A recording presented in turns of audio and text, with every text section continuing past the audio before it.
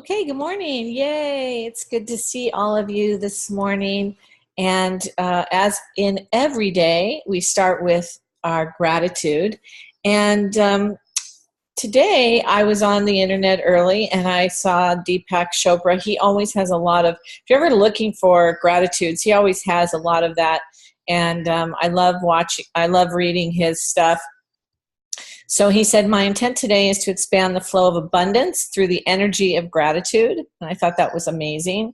And then I was going through and I saw something that Sean Aker had posted, and it really spoke to me. He said, you can't start the next chapter of your life if you keep rereading the last one. And I know that a lot of us get caught up, at least I do, sometimes in what I did before to what I'm doing today. And I really, really appreciated this popping into my view this morning, so I thought I would share it with you. You can't start the next chapter of your life if you keep rereading the last one. So anyway, I wanted to share that with you. So last night we had some market parties happening. I don't have all the pictures, but again, if you're doing a market party or you're at a market party, it would be great for you to share it on the page and show people what this means and what it's about and how it works. Last night, this one where you see all the people, we gathered everybody together as much as we could before people left. We had a very big turnout, of course. Anna was there doing the presentation, which was amazing. And we had a lot of guests in the room and a lot of very excited people. We saw the new presentation. It was really good. And then there's Robin Mano here. She's doing the presentation in New Jersey. She just moved to a new area, and they started a new market party there that they're going to grow. And so I want you to know that one of the things I will say about both of these events is that, you know, this kind of energy, and we've talked about this kind of all week, the kind of energy that a leader creates in their organization. So the Vaziris have been doing their market party for a very consistent long time. They open up their clinic to everybody. It's a free event. It's a great location. It's free parking. It's a lot of fun. And in the room last night, there was a tremendous amount of positive energy. I mean, you wouldn't have walked out of there not thinking, I want to be a part of this company. I want to be a part of this group. I want to be a part of this people.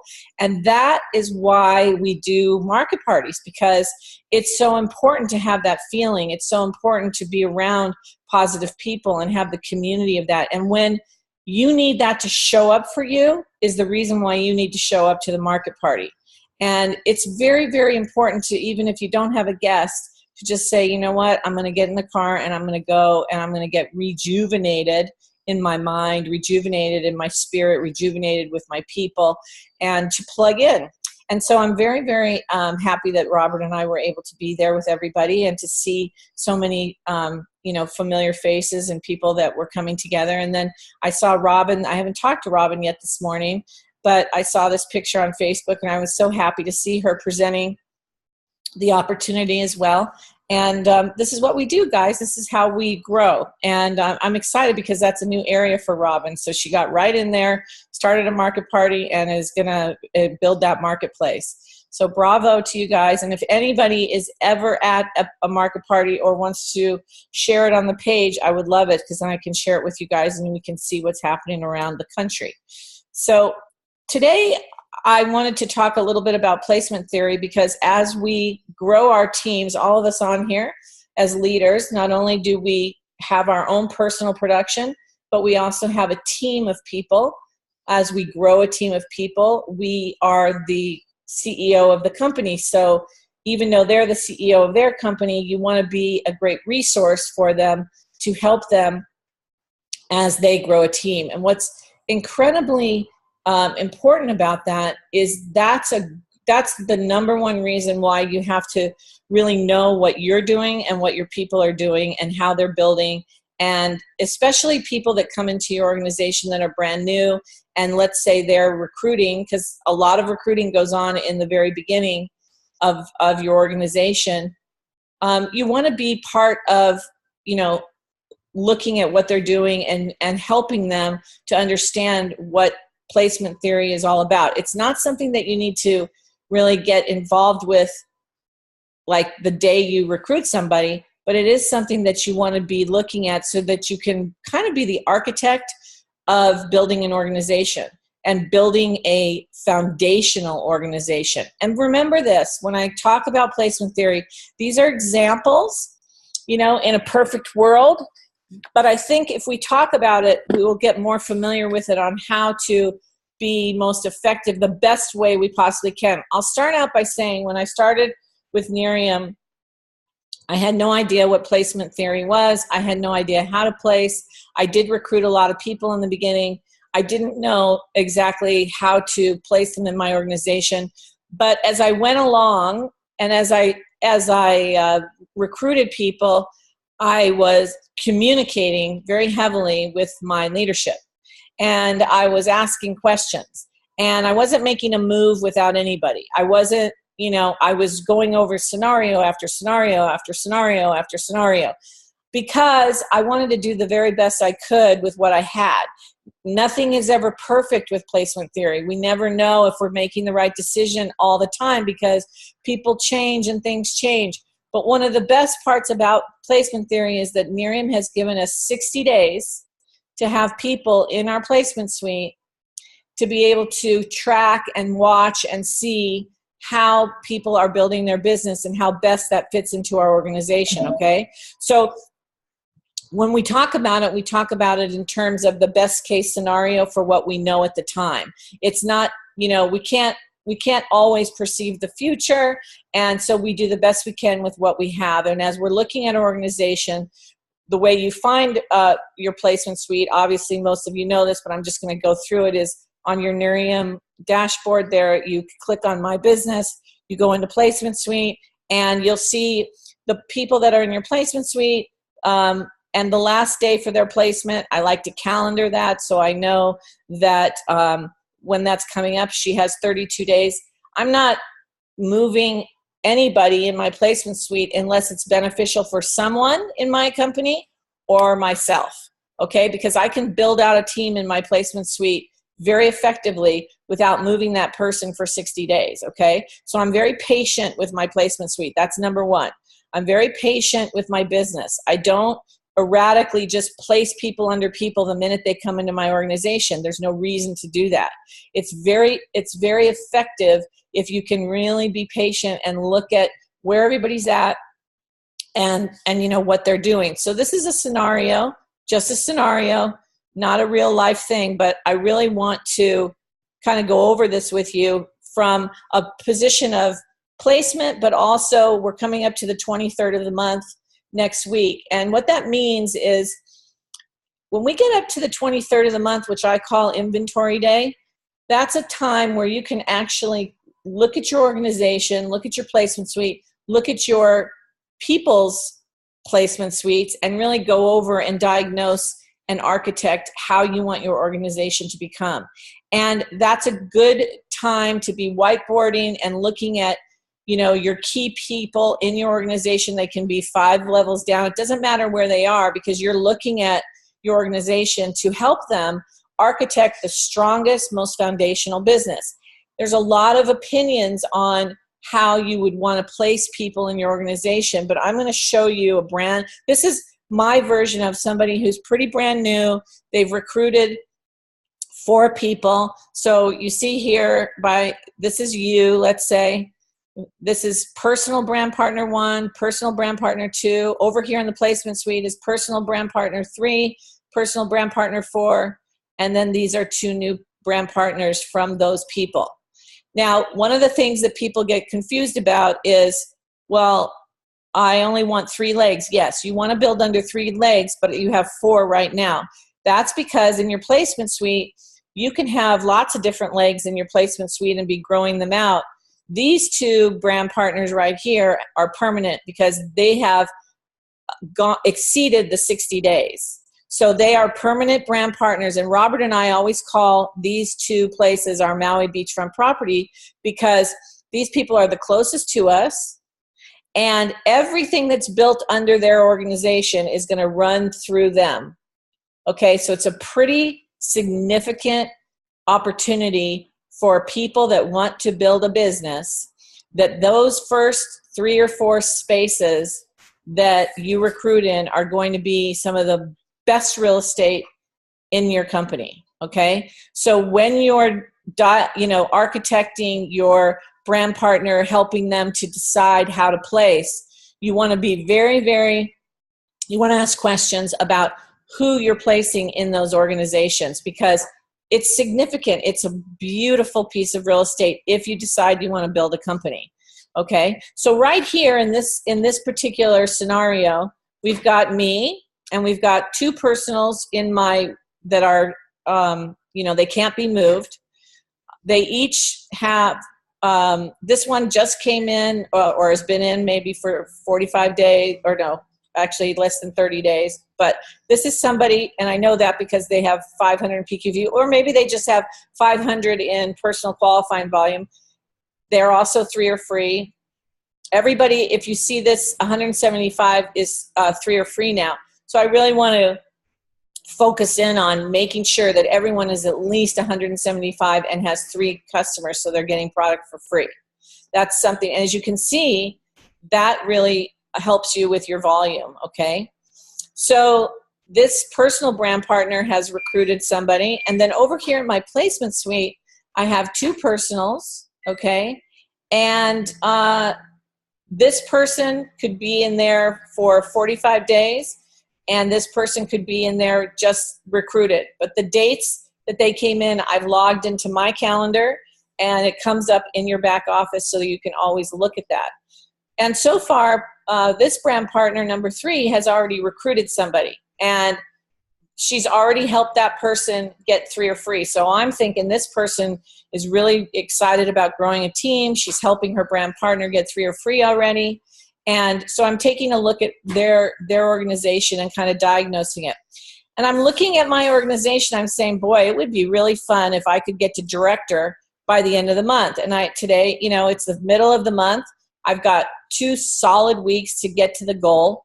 What do I want to achieve? How do I want to get there? So there's a few things that I can do. I can personally recruit myself and keep adding people into my placement suite.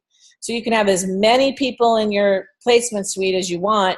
You just have to manage them and look at them and make sure that you don't run out of that 60 days, okay? So you can grow as much as you want. Keep in mind that in your placement suite, if this person over here, this brand partner, number 3, if let's say their date is up tomorrow and I'm looking in my organization and I'm trying to figure out where would I put that person? I've got to get them out of my placement suite. I can actually put them over here as keep them right where they are and they become that 3rd leg, or I can place this person underneath brand partner 2 or brand partner 1, because I still will have 1, 2, 3 brand partners to make me active as a brand partner. So I can place this person under brand partner 1, brand partner 2, or brand partner 4, and I'm still in compliance with being paid correctly because I have my 3 legs. Okay, right now it looks like I have 4 legs, but these people are movable. And that's the greatest part. Or what can happen is if I recruit another person, let's say I recruit number 4 for number 5, I can then decide, okay, do I want to put, let's say this person comes in and they're incredibly excited and they've got already 3 prospects that they want to do and they want to get to director in their first month, and we're working together, but I've really got to place this person. I could say to that 5th person, you know what, I happen to have a few brand partners that I can help you with volume.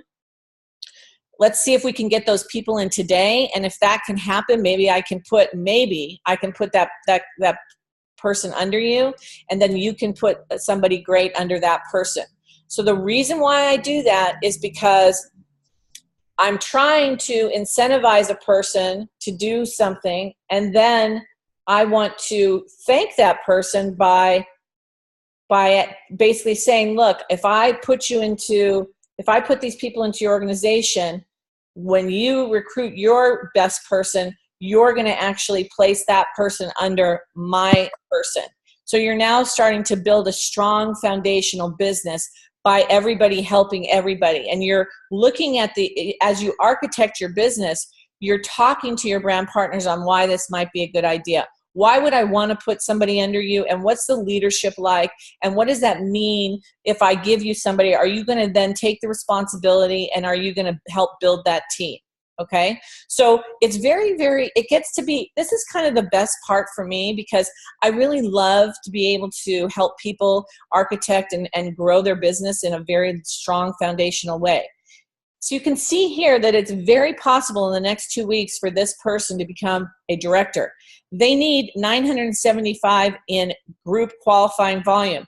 There's many ways for this person to get there. First of all, if I, the person, wants to get personal product of $975 going into my personal product, I'm there. I don't have to do another thing. It can all be me. If I get a new brand partner, that's $500. Then I'm, literally 400, another brand partner away. If I decide to get a brand partner at 1,000, I'm there. I'm a director. So there's many scenarios for you as the individual to get yourself to director, but let's say that isn't going to happen for you in this month. You've got 6 brand partners who are all going to be getting product for people, get customers, and have the capacity. They're brand new, so they all have the idea that they're going to get brand partners as well. So out of this whole organization of 6 people, you are going to help those people who have the ability or want to get another brand partner. And so you need 2 brand partners out of this organization to get to the goal of director, by helping them get to whatever they want to achieve, or they can all get there or you can get this 975 in a whole group of people just getting new customers. So there's a lot of scenarios on how to get to director and how to stay at director. In placing people, what you're looking for early on in an organization is you're looking for people that want to lead a group and want to effectively build an organization. So there's a lot of different theories on that. Do you put your strongest people at the bottom? Do you keep them at the top and put people under them to, coach? Excuse me. There's a lot of theories on that. And I think that as we go into more theory, we can't do it today, the whole thing, but we'll continue to talk about it. As you grow a team or help somebody grow a team, there's scenarios on why you would want to put a stronger person at the bottom. So if you look at me here, and you look at my first leg here, and you see this brand partner, let's say this person, brand partner number 1, is going to get 2 new brand partners this month. So those 2 new brand partners, or 3, are basically in her placement suite. And over here, I have somebody in my placement suite, and I have this one that needs to be moved tomorrow. Well, if this person says to me, hey, I am going to build out a team, I'm very motivated to do that, I could decide, and it would be okay if I thought it was the right thing and the numbers looked right, because we always have to look at the 60% rule.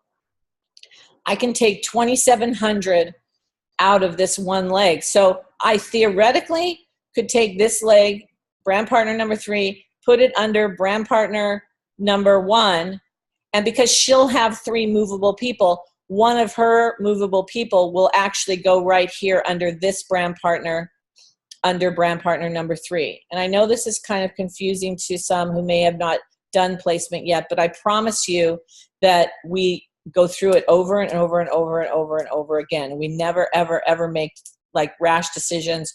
And we're constantly looking at our organization to see how we can best provide the strongest, most foundational business. Now, some people might say, well, why would you put this number 3 all the way over there? It looks like this leg is growing out.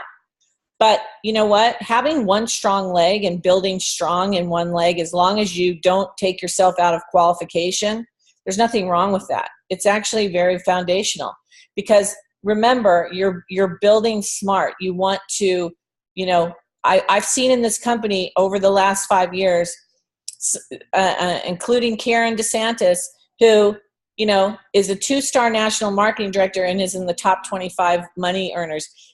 I've seen people that are regional marketing directors that have one strong leg and they're millionaires in this company.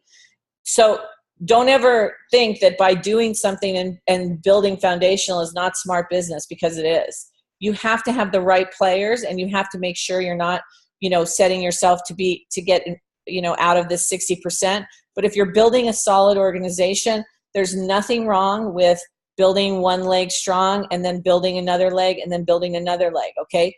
That's a philosophy. You can certainly look at that in your organization as you build. Other people say, no, I think I'm going to build, leg by leg all at the same time and be even everywhere. Harder to do, I think. You never know, but some people can do it. That's why every scenario is different. And that's why you have to look at your business in order to really diagnose how this all works. The other thing that I will tell you is if you don't recruit and your team doesn't recruit, this doesn't matter. You don't even need to think about this, because if nobody's recruiting, there's no placement. Okay. So when we talk about wanting to recruit, and why it's important to recruit, that's how you build a big team. That's how you find out who in your team are leaders and want to build a big team. That's how you find out how you can help people on their team. So let's say this brand partner says she's going to get 2 new brand partners today. And let's say I'm going to, by the end of the month, I'm going to say, well, look, you know what? You'll be a senior brand partner. If we can get everybody customers and see what happens in the next 2 weeks, we could get you close to director in 15 days. Now, most people would say, oh my gosh, that's impossible. How could that happen? Well, I have some volume to give. Remember, I've got a brand partner here that's number 3, and she's looking like she's going to do something too. I don't want to take her and put her in my strongest leg if it takes me out of qualification. But if I'm sponsoring people and my other people are sponsoring people, so brand partner number 2 is going to be sponsoring some people, and I know by the end of the month, I can say to this person, hey, you know what? If we get you close enough to director, I may have some volume and some people to put under you that might help you get to director and get you that iPad. So there's ways that you can really, really help people if you're recruiting and they're recruiting, and you really can come together and kind of strategize your organizations to build strong. And so those are the things that you want to think about as a leader as you're recruiting and other people in your organization. If you find somebody in your organization that has recruited over the last few months, make sure you're looking at their organization. Make sure they're aware of their placement suite. Make sure if they've gotten, a lot of times in the very beginning, people get 3, 4, 5 brand partners, and then, they have to sort of help build those people and do that, so they kind of slow down on the recruiting a little bit. It's the way of the world. It's the way of business, okay? But as the leader, you want to be very in tune with what they're doing, who their brand partners are, welcoming them, seeing what they're up to, seeing what they want to do, so that you can help diagnose that organization, so you can help see where they're at. Many times, I'll look at people's organizations and call them up and say, oh my gosh, after the 23rd, when I look at inventory, I can now look at an organization and say, oh my gosh, you are 1,000 away from becoming director. What are we going to do? Let's look at the players involved. Let's look at your organization. Let's look at how, who's recruited. Let's look at how we can, facilitate something great happening for not only you, but for your team.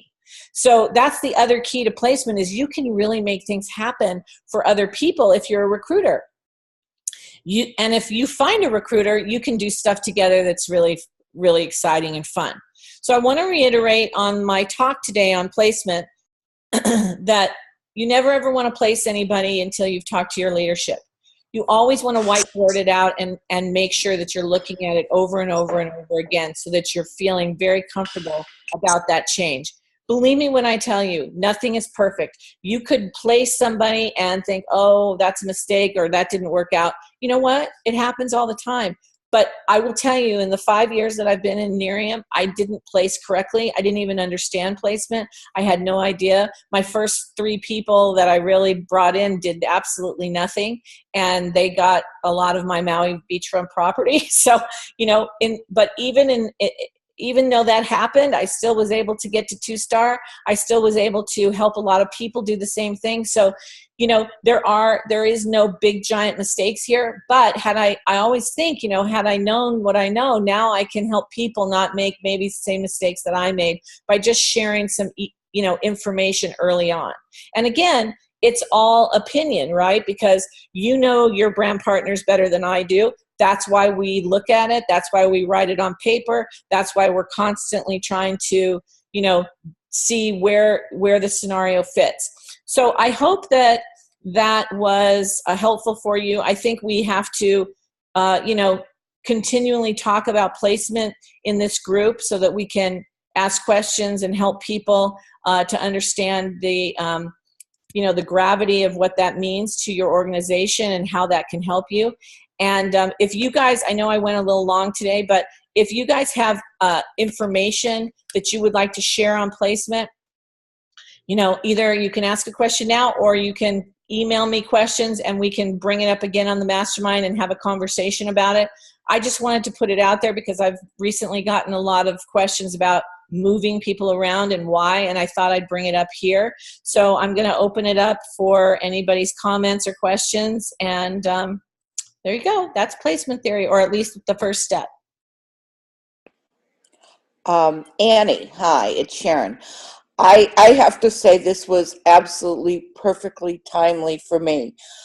My whole problem had been that I felt that if I brought someone in, that I immediately needed to help them and just put someone under them to start their team.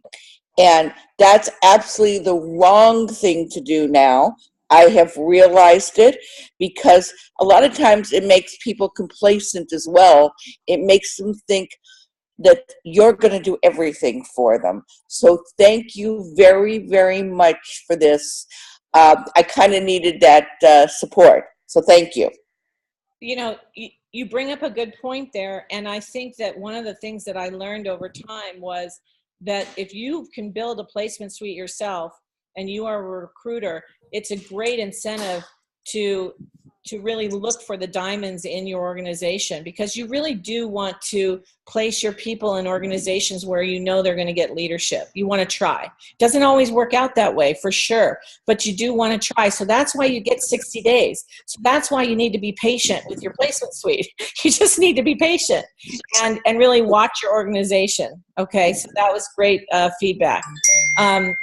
Anybody else have some questions? Hey, Annie, it's Susan. Hey, Susan. This was, again, you must be clairvoyant because your timing is always right on, spot on. But, you know, and funny what, you know, Sharon just said, it's important to have that third party tell you, right, Sharon?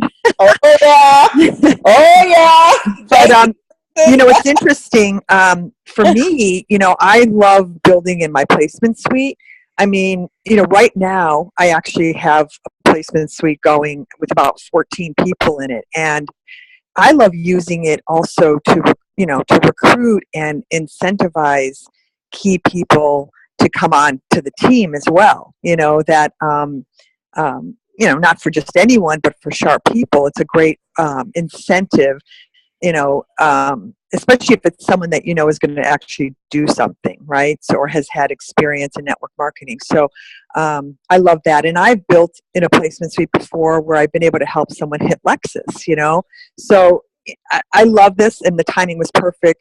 But I do love what you said, and I want to talk to you more about it offline, about putting your strong people underneath versus having people go underneath your strong people. So that's another, I definitely want to have that conversation because that kind of opened my eyes a bit too. So thank you, Annie. Well, and when you think about that, Susan, because we could go on and on about that one, but one of the reasons why you want to maybe put a strong person under a couple of not so strong people is that is a very motivating factor for all that volume to go up one leg. And also if they're your personals, remember, if you have somebody in your third level and you have two people above them and they're both your personals and they're working, let's say, but they're not necessarily doing as much, and you put a strong leg under one of them, that affects two of your personally sponsored with volume that can help them rank advance. And remember, you get a check match on that. So we're going a little deeper now, Susan, but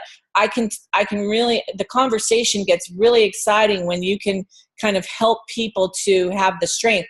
One of the things I saw happen, and I've seen it happen in this business, is you have a really strong, person who's building a team, and you've got people that you've placed that person under those people.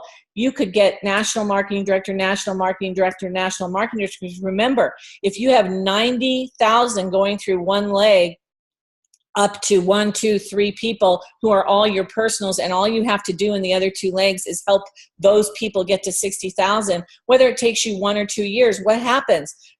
They're all national marketing directors together. Then you've got 1-stars, right? And so they're your personals, let's say, because they were in your Maui beachfront property. So that's where it gets kind of fun and exciting to really help and like architect the business. So you got me off on a tangent there, Susan. Sorry. Sorry. All right. Does anyone else have any questions or comments? I know that was a lot to share today, but we'll do some more. If you guys do have questions and you want me to go over anything, just email me. Or if you have theories on your own placement that you like, just tell me and share it with the mastermind. That's what this is really all about. So I appreciate your checking in today, and go out and have a great day. Let's all go recruit, because that's the lifeblood of this company and your organization, and how we make stuff happen. That's how we make magic happen. So, all right, you guys, take good care. Bye. Thanks, Annie. Thank you, Annie. Thank you, Annie.